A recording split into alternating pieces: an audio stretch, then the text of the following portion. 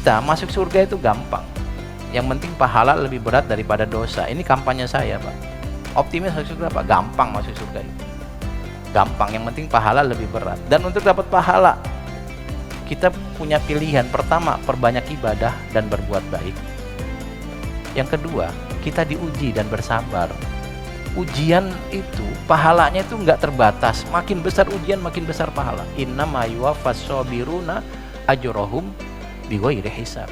Di surat Az-Zumar kalau nggak salah ayat 10, kalau nggak salah ya. Sesungguhnya orang-orang yang sabar akan diberikan pahala tanpa batasan.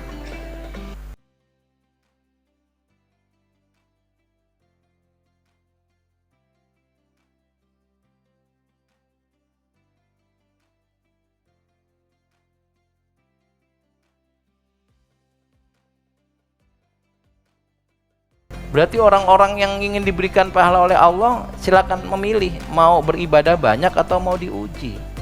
Ketika kita tentu nggak bisa memilih, tetapi ketika melihat ada orang yang ujiannya banyak banget, badannya penyakit banyak banget, ada yang kena long covid, ada yang kena penyakit yang harus membuat dia minum obat terus-menerus, dan seterusnya, banyak sekali, baik pada dirinya atau keluarganya atau anaknya atau pasangannya.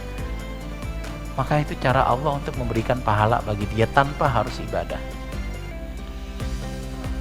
Baik, dari situ kita tahu bahwa orang yang mendapat musibah itu kebanyakan justru karena Allah ingin memuliakan dia di akhirat. Nah, maka empati yang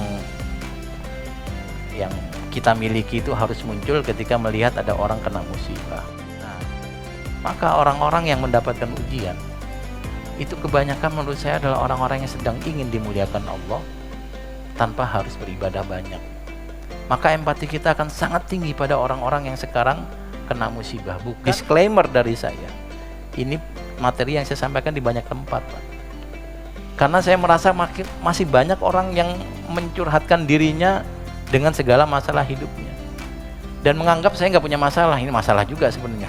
Saya juga punya masalah ya. Masalah, tetapi kan kemudian optimisme kita tumbuh karena kita yakin masalah yang ada itu bukan karena Allah marah, tapi mungkin karena Allah ingin memuliakan kita dengan cara diberi ujian.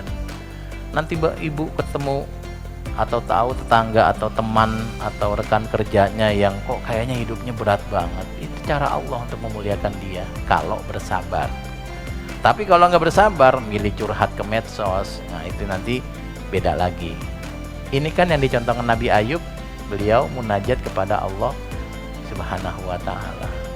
Jadi disclaimer saya, Pak, saya menyampaikan materi berkali-kali dan saya nggak malu untuk menyampaikan karena saya tahu penting kita untuk menyadarkan masyarakat.